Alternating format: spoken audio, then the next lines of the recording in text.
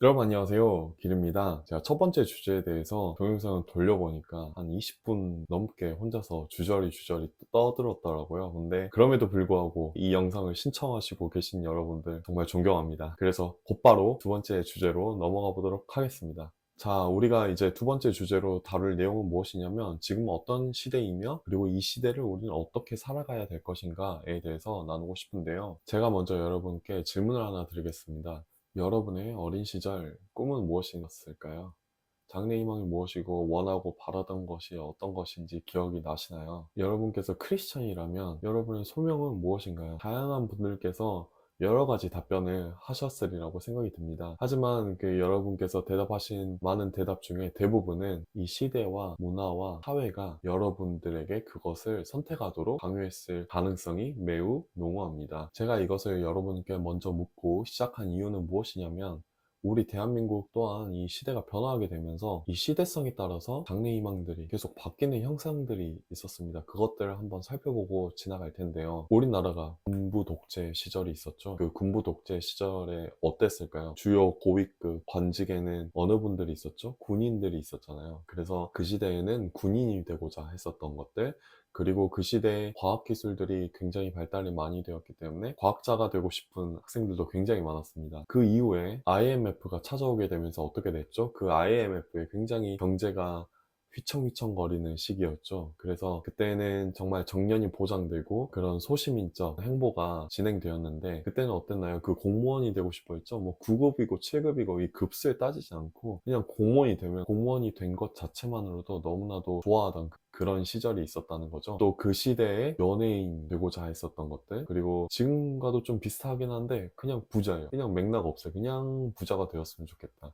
이런 꿈들이 있었습니다. 현재는 어떤가요? 의사나 뭐 간호사, 의료 관련된 직군들, 그리고 교사, 그리고 우리가 여기서 주목해 봐야 할 것은 이제 유튜브가 호황되고 영상 매체가 발달하게 되면서 크리에이터라는 직업군이 새로 생기게 되죠. 그게 초등학생들 사이에서는 굉장히 인기가 많더라고요. 크리에이터뿐만 아니라 프로그래머, 게임을 좋아하는 친구들 많죠. 그래서 프로게이머도 꿈이 되게 되고 소프트웨어 개발자들, 컴퓨터 공학자들 이렇게 많은 다양한 직군들이 생기게 되었습니다. 그래서 이 시대가 이렇게 지나감에 따라서 어떠나요? 많은 학생들이 그리고 청소년, 청년 시기에 꿈꾸던, 바라던, 원하던 그런 직업군들이 계속 시대에 따라서 변하고 있다는 거죠. 정말 모두가 행복한 삶을 추구하잖아요. 그 원하는 직장을 얻고 바라던 것이 이루고 나서 행복한 삶을 추구하는데 그 행복한 삶이 되던가요? 원하던 교사가 되고 공무원이 되고 의사가 되고 변호사가 되고 판사가 되었는데 정작 행복한 삶은 또 추구해야 될 다른 문제가 된다는 거죠.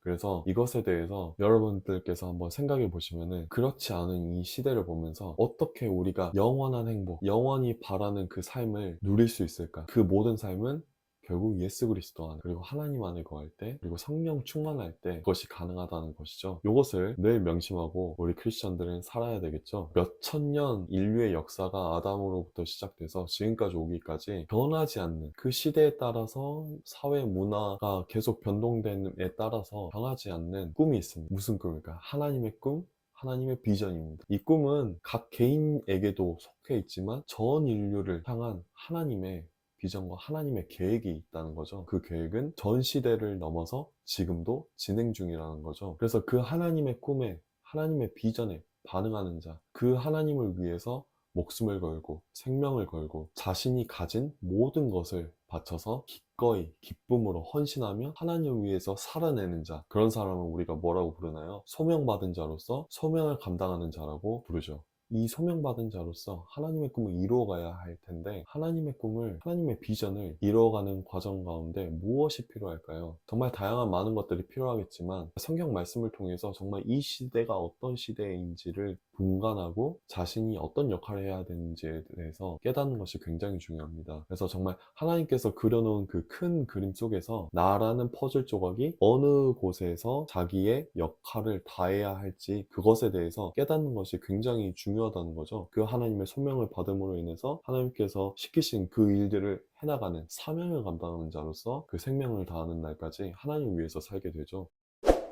그래서 제가 여러분들께 첫 번째로 말씀드리고 싶은 것은 무엇이냐면 이 세상이 말세를 향하고 있다는 것입니다. 이거는 뭐 제가 성경적으로 굳이 이야기를 안 해도 이 시대의 많은 미래학자들이 이미 말하고 있죠. 이 시대는 정말 말세를 향하고 있다. 언제 멸망해도 이상하지 않다. 그래서 정말 말씀대로 여러 가지 부분들을 살펴보게 되면 지진, 기근, 전쟁 끊이지 않고 있죠. 전쟁에 대해서 핵무기가 고도로 발달되어 있는 이 시대에 전쟁이 나면은 이 세상이 멸망하지 않을까 입을 모아서 우려를 하고 있는 이 시대에 전쟁이 웬 말입니까? 그것도 저 유럽 국가가 아닌 러시아와 우크라이나. 2022년 2월부터 발발해서 지금 거의 만 1년이 되어가는 이 시기까지 얼마나 많은 무고한 사람들이 피해를 입었으며 많은 것들이 손실을 입어야 했습니까? 이런 부분에 대해서 너무나도 저도 안타깝게 생각하고 있는데요. 그리고 기근, 여러분들이 풍족한 대한민국 땅에 살고 계셔서 알지는 모르겠지만 이 대한민국 안에서도 뭐 비가 안 왔다 이러면 난리가 나잖아요. 근데 저 마다가스카르, 저 아프리카 국가에 보면 오른쪽에 섬이 하나 있는데 그쪽 남부 지역은 정말 극심한 가뭄이 다가와서 그 남부 지역에는 1980년부터 2020년까지 총 8차례 큰 기근이 닥치게 되면서 비가 안 와요. 그분들이 어떤 걸 먹고 사냐면 메뚜기나 그리고 선인장 열매 이런 거를 먹고 사는데 비마저도 안 오니까 그 수확량도 너무 적어서 말라 비틀어가는 그곳에서 희망이 없다는 거죠. 그래서 유엔의 발표에 의하면 130만 명이 긴급한 인도적 지원이 필요하고 5세 이하의 영유아는 약 13만 명이 심각한 영양 부족 상태에 처해 있다고 하네요. 그래서 저희 대한민국에서 2년 전에 2021년에 대한민국 정부에서 20만 불 규모의 인도적 지원을 제공한 바가 있습니다. 그리고 여기서 그치지 않죠. 지진이 있었습니다. 너무 저도 안타깝게 생각하고 있고 지금 튀르키예와 시리아 국경 지역에서 지진이 일어나서 너무나도 많은 사상자가 나와서 현재도 계속 진행 중이고 그리고 수많은 건물들이 무너졌잖아요. 정말 그곳에 하나님의 위로하심이 있기를 소망합니다. 정말 요한계시록에서 말하고 있는 그런 시대가 지금 도달해 가고 있습니다.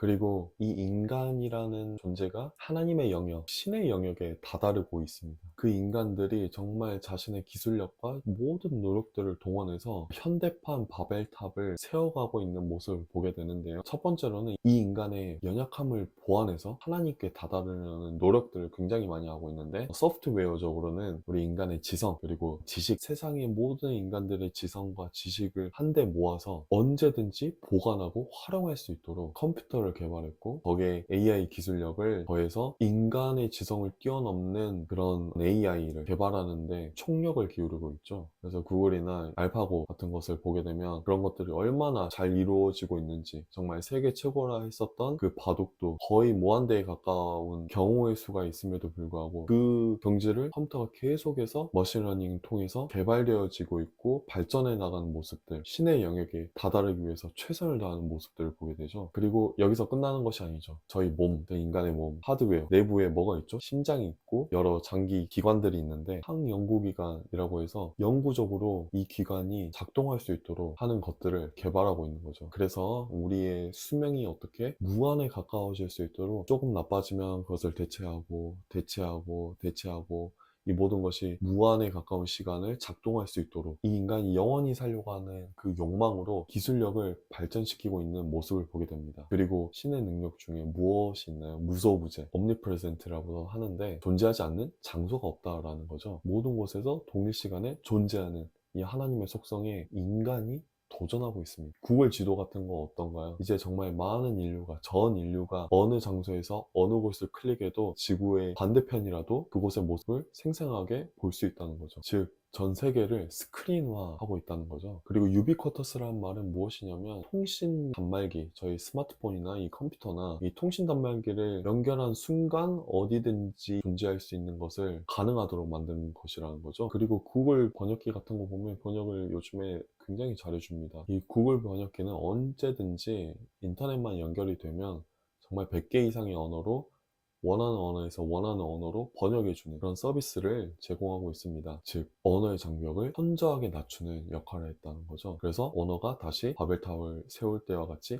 하나가 되어가는 이런 현상을 보고 있습니다. 그래서 이렇게 살펴본 시간과 공간과 문화와 그리고 언어의 장벽을 현저히 낮추게 되는 이 기술력은 인간을 더욱 겸손하게 만들었나요? 그렇지 않죠. 오히려 그 기술력에 그 자부심을 가지고 이 인간의 자부심이 하늘을 찌를 듯 하는 거죠. 교만의 늪에 빠져서 그들 스스로 왕이 되려고 합니다. 신이 되려고 합니다. 세상의 주인이 스스로가 되어서 욕심을 부리기 바쁜 거죠. 탐욕에 탐욕을 부리고 있습니다. 여러분, 그걸 아십니까? 현재 우리가 가지고 있는 식량과 기술력으로 충분히 전 인류가 먹고도 남을 양이라고 합니다. 그렇지만 현실은 어떤가요? 하루에 1달러 이하로 살아가는 사람이 전 세계 인구의 몇 퍼센트인지 아십니까? 25%. 전 세계의 4분의 1 인구가 하루에 1달러도 되지 않는 돈으로 빈곤하게 살아가고 있다는 현실을 여러분은 아시고 계시는가요? 이처럼 빈익빈 부익부 현상이 극과 극으로 치닫고 있습니다. 그것은 이 시대를 이끌어가는 세상적인 리더들이 이 세상을 장악하고 군림하려고 하고 있기 때문이죠. 두 번째로 저희가 살펴볼 것은 이 시대가 성경적으로 어떠한 시대를 말하고 있는지를 한번 확인해 봐야 할 필요가 있습니다. 우리는 지금 예수 그리스도께서 승천하시고 그리스도의 영을 전 인류에게 보내신 보혜사 성령님이 운행하고 계시는 성령 시대를 살아가고 있습니다. 그래서 우리는 예수님께서 다시 오실 그날, 예수님의 재림의 날을 준비하면서 지금의 시대를 살아내고 있는 것이죠. 자, 여러분, 예수님께서 다시 오실 그날을 잘 준비하고 계십니까? 우리는 이 대목에서 예수님께서 부활하시고 나서 승천하시기 전에 제자들에게 어떠한 말들을 했는지에 대해서 살펴볼 필요가 있는데요. 이 사람이 유언이라고 하잖아요. 죽기 전에 유언이라고 하잖아요. 예수님께서 승천하시기 전에 당부하신 것들이 있습니다. 나누신 말씀이 있습니다. 그것에 대해서 한번 살펴보도록 하겠습니다. 네, 말씀 마태복음 28장 18절에서 20절을 한번 살펴보겠습니다. 예수께서 나와 말씀하여 이르시되 하늘과 땅의 모든 권세를 내게 주셨으니 그러므로 너희는 가서 모든 민족을 제자로 삼아 아버지 아들과 성령의 이름으로 세례를 베풀고 내가 너에게 분부한 모든 것을 가르쳐 지키게 하라. 볼지어다 내가 세상 끝날까지 너희와 항상 함께 있으리라 하시니라. 아멘. 여기서 우리는 어떤 것들을 보아야 할까요? 하늘과 땅의 모든 권세를 우리에게 주셨다는 것을 깨달아야 합니다. 예수 그리스도께서는 사탄 마귀의 가장 큰 무기인 죽음에서 부활하셨습니다. 그 예수님께서 이 땅에 있으시면서 하나님의 권세를 가지고 가르치시고 전파하고 치유하시는 사역들을 하셨습니다. 우리 또한 예수 그리스도를 따르는 사람으로서 그 권세를 가지고 하나님의 자녀로서 충분히 해나갈 수 있다는 것을 우리에게 보여줍니다. 그리고 두 번째는 무엇인가요? 모든 민족을 제자를 삼아라. 우리가 우리 민족에 국한되지 않고 모든 민족에게 선교의 사명을 가지고 복음이 들어가지 않는 그 많은 열방에, 그것이 우리 친척이 될 수도 있고 친구가 될 수도 있고 가까운 북한 주민들이 될 수도 있고 그 복음이 들어가지 않은 곳에 하나님의 복음을 전파하는 것, 그리고 하나님의 제자가 되도록 하는 것, 이것이 굉장히 중요하다는 것이죠. 그리고 세 번째로는 성부와 성자와 성령의 이름으로 세례를 베풀라고 하고 있습니다. 그래서 우리가 정말 구원의 확신을 갖기까지 그 영혼을 위해서 성부와 성자와 성령의 이름으로 인치심을 받을 수 있도록, 확신을 가질 수 있도록 인도할 수 있는 것이 굉장히 중요하죠. 우리가 전도를 했다면 정말 그 사람이 예수 그리스도를 구주로 고백하고 세례를 받을 수 있도록, 세례를 받고 새 사람으로서 거듭날 수 있도록 끝까지 우리가 함께 도와야 한다는 것이죠. 그리고 네 번째로는 우리에게 분부한 모든 것을 가르치라. 우리가 목회자든 평신도든 학생이든 초신자든 예수님께서 가르치시는 그 복음 그대로 가르치다 보면 하나님의 증인된 삶으로 살아가게 된다는 거죠. 그리고 다섯 번째로는 무엇입니까? 예수님의 가르침을 지켜가는 삶입니다. 이것은 가르치는 것 이상으로 삶으로 말씀을 살아낸다는 것, 그 말씀을 정말 삶으로 순종하면서 살아낸다는 것이죠. 가르치는 것에서 멈추지 않고 우리의 삶으로 이어져서 순종으로 열매를 맺는 삶을 사시기를 축복합니다. 그리고 마지막에 예수님께서 무엇이라고 말씀하고 계시죠? 세상 끝날까지 내가 너희와 함께 하리라. 그렇습니다. 정말 우리의 인생이 다하는 그날까지 예수 그리스도와 함께 동행하시면 하나님께서 그 모든 시간과 공간을 초월해서 우리와 함께 동행하시며 그 끝날 저 천국에서 하나님을 뵙게 된다는 것이죠. 그 영광의 날을 기대하며 끝까지 예수님과 동행하는 여러분 되시기를 소망합니다. 그리고 여기서 우리가 한 가지 더 살펴봐야 될 내용이 무엇이냐면 요한복음 21장에 보면 베드로에 대한 이야기가 나옵니다. 예수 그리스도께서 부활하시고 승천하시기 전에 실망하고 좌절하고 다시 어업에 돌아가서 물고기들을 잡고 있는 베드로와 그 제자들에게 찾아가십니다. 그리고 예수님께서 세 번 물어보시죠. 내가 나를 사랑하느냐? 베드로는 주님께서 아시지요, 이렇게 고백하는데 거기에 예수님께서 무슨 말씀을 하시나요? 내 어린 양을 먹이라, 내 양을 치라, 내 양을 먹이라. 이렇게 3번 이야기하고 있습니다. 여러분께 있어서는 예수님께서 부탁하신 양이 누구입니까? 길눈 어둡고 한 치 앞도 알지 못하고 하나님이 누구신지 모르고 예수님을 구주이신지도 알지 못하는 사람들이 여러분 주변에 계시지 않습니까? 그분들 모두 예수님께서 부탁하신 양들입니다. 그분들을 예수님께로 인도하는 여러분 모두가 되셨으면 좋겠습니다. 이것이 예수님께서 하늘에 승천하시기 전에 마지막 남긴 유언과 같은 것입니다. 굉장히 중요한 것이겠죠. 예수님께서 우리에게 주신 그것은 사명과 같습니다. 사명은 한자로 어떻게 되나요? 심부름사의 목숨명이죠. 즉 목숨을 걸고 하나님께서 명령하신 것을 위해 심부름하는 것입니다. 예수님께서 이렇게 말씀하십니다. 나를 따르라. 우리의 사령관 되시는 예수님의 부르심과 그 명령에 각자의 자리와 상황에서 함께 동참하십시다. 자, 여기서 저는 2번째 영상을 마치도록 하겠습니다. 여기까지 시청해주시느라 고생 많으셨고요. 감사합니다.